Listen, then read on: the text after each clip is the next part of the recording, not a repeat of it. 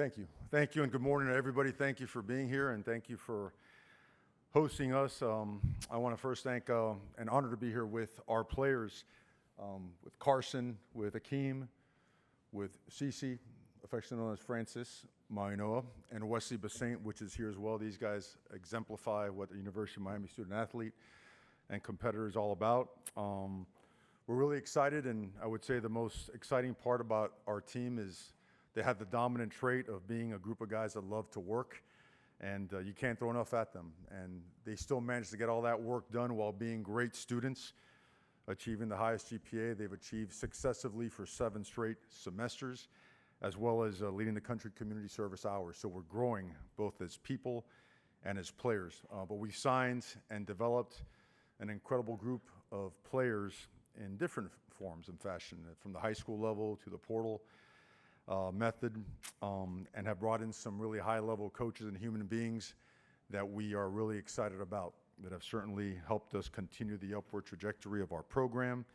And that being said, there's just a ton of energy and momentum surrounding our program right now, and our excitement is geared towards the fact that we get to start football fall camp, training camp, and get in there and really just be focused on our team, to establish our identity, to improve our technique and fundamentals, get in the best shape that we possibly can, to master our systems inside and out, name it, to get better at everything we do. So that being said, appreciate being here and open to questions. Coach, thank you. We feel like our first 3 questions may come to your left. Your first one will be in the first row directly in front of you.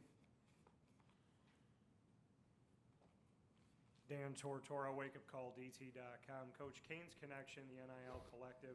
I know you spoke about that pretty openly, the collectives in the beginning of NIL, and just what you can say about where Kane's Connection is in the grand scheme of the House settlement and how you work that all together and Miami's NIL situation moving forward. Well, we've always been very well established. We've always been compliant, and we've been aggressive in the right kind of way and used it in a form and a fashion that benefits our program and our players. In terms of where they are and all the details surrounding that, that's maybe a question for some other time, but you couldn't find a more professionally run organization than our collective. Coach, again, your next question to your left, third row, young lady in the red dress. Coach, how are you? Good, how are you? Good. You hired 4 new defensive assistant coaches in this offseason, and you only have 1 returning. What went into that hiring process, and what are you expecting from them this season? Sure. Well, into the hiring process, we certainly, after week 4 last year, we took a downturn. We slipped defensively, and I don't want to blame anybody. I always look at myself and say, what could I have done better? We had some injuries that led to some schematic changes that weren't the best for our football program. So a change had to be made, and we found a guy in Corey Heatherman who, it's not the fact that he was a highly coveted guy. It's the fact that he is an elite teacher and human being, and a guy that really does really well what we need our defense to do and to be. His use of personnel, his ability to adapt, his track record, and his productivity, particularly last year at Minnesota, was enough evidence for us to feel comfortable in bringing him in, and he hasn't disappointed. He brings an elite level of commitment, of work ethic, of teaching capabilities, and he's complemented by a former Cane, Damian Lewis, working with the defensive line, who is aggressive and has a commanding presence and an excellent football coach, as well as Zach Etheridge and Will Harris on the back end. And I want to mention Terry Jefferson also, is a local guy that's really worked hard, worked at Jacksonville State. He's also joined the secondary group also. But all in all, we felt we needed to make some changes in that department, and we made them. And we feel that not only are they the right coaches, they're the right people, and they're going to grant us better success. Coach, same row. We're just going to slide down a few slots. Folks in the room, please, reminder to identify yourselves and the agency that you're with, please. Hey, Coach. Is it on? Tyler Budge, CF Budge. I wanted to start with the same question I asked you last year. Did you get your Cuban coffee this morning? And if no, did Greg... That's been a battle here. And I think, I think it'd be good if I could get some help from the locals. Si alguien habla español, por favor, ayúdenme. And it would be greatly appreciated, and I promise to return the favor at a fine dining establishment in Miami when you guys are down there. In case I didn't say it, Tyler Budge, CF Budge, you've had some teams in Miami over the last couple of seasons that started the year really strong with some signature victories. And towards the end of the season, we've seen things sort of fizzle out toward the end of the year. Is that something that you guys have really focused on and talked about? And what do you think are some of the keys to starting strong and finishing strong as well? No doubt. It's how you finish, right? It's how you finish. We've made a lot of progress over the last 3 years. I mean, year one, our roster was not really built to take on Power 4 football, and those were some lopsided games. You know, it was tough. And then in year two, every game was competitive, and we won a couple more. And then last year, we had a chance to win every single game, but we didn't. The bottom line is we didn't get it done. And it's more than, I know we pointed out the defense a little bit earlier, but you know what also fell apart at the end? Ball security, right? If you turn the ball over, you subject yourself to some not so positive outcomes. So without a doubt, finishing is a mentality. Finishing is a work ethic that comes with the offseason. And we've always, invested a ton of effort in those areas, and we've invested even more this offseason. And it'll be a big part of training camp as well. Coach, your next question will come to the right side, gentleman, third row, right at the edge. Coach, Jesse Koger, plantspear.com. Good morning. How are you? Good morning. I'm doing well. How about yourself? Good. You guys have had a good bit of turnover at the skill positions on offense coming into the season, but you have some talent there, and you also brought in some guys from the portal. What have you seen from that group coming into this season? Well, I've seen a lot of talent, and I've seen guys that also have a work ethic that is a little bit different in a positive way. We've always had hard workers on our football team. These guys seem to take the extra work to a different level. I think Coach Beard has done a very good job, so has Coach Varner. But I think that some of the seniors, some of the older guys like C.J. Daniels have taken a leadership role in bringing guys in before and after the mandatory sessions and getting some extra work in the form of the film room, in the form of route running and catching the football. And I see a group with a chip on its shoulder and with a lot to prove. And, we see a lot of stuff in practice that you can't really, gloat about out here because you haven't seen it, and there's no value in claiming certain things in the offseason. But we do feel very confident that group is up to the task, and not only to maintain the standard, but to elevate it at some point in time. So we're excited about those guys. We push them hard, and we push them to be just as involved in the running game as they are in the passing game. Same row, Coach, just 2 slots down. Hey, Coach. Michael Hinton, also from plantspear.com. How you doing? I'm doing well. How about yourself? Thank you. Glad to be You here. had your coffee this morning? I'm more of a Coca-Cola guy for you. Oof, okay. Yeah. I'll skip that one. Yeah.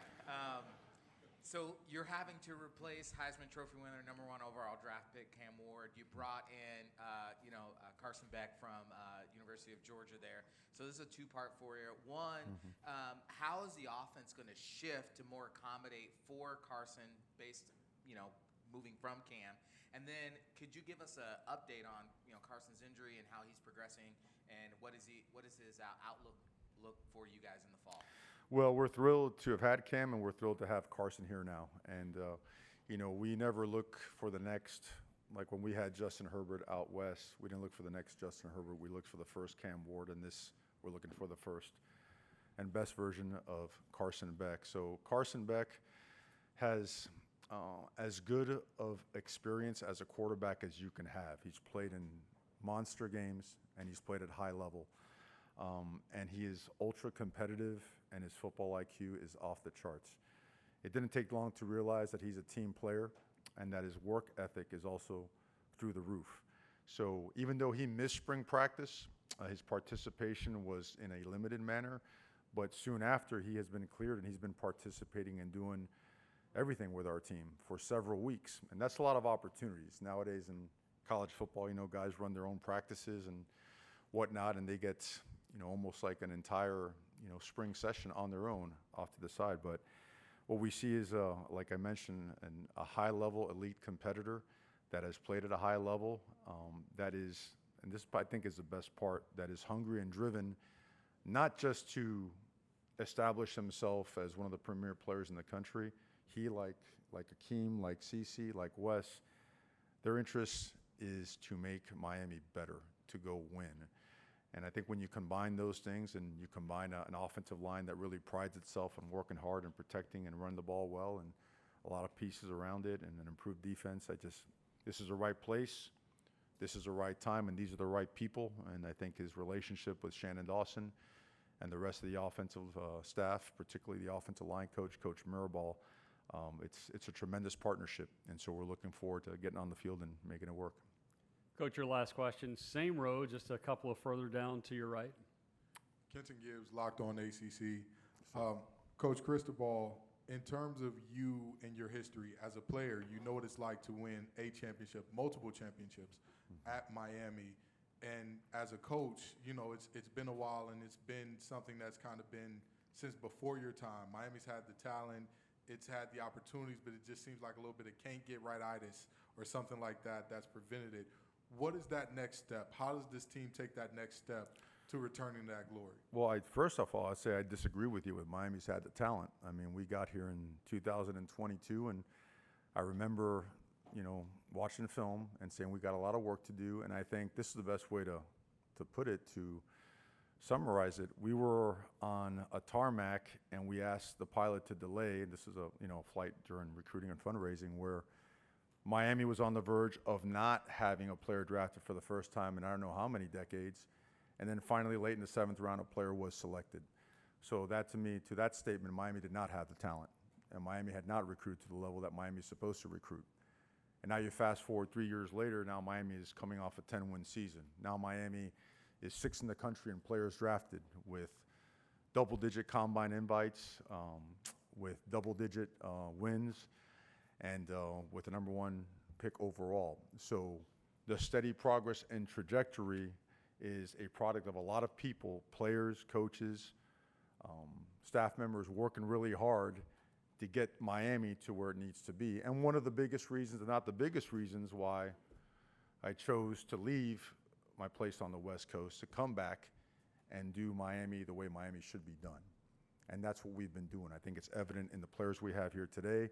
It's evident in the progression of our football team. It's evident in the talent acquisition and the development of those players, and the way that things are progressing for our program in general, you know, on and off the field. So I hope that makes sense, you know, but I think it's important to paint the picture, because you still, if you want to tell a story, let's make sure we tell the story from the starting point and what it looked like, so we have an accurate depiction for what that story really is.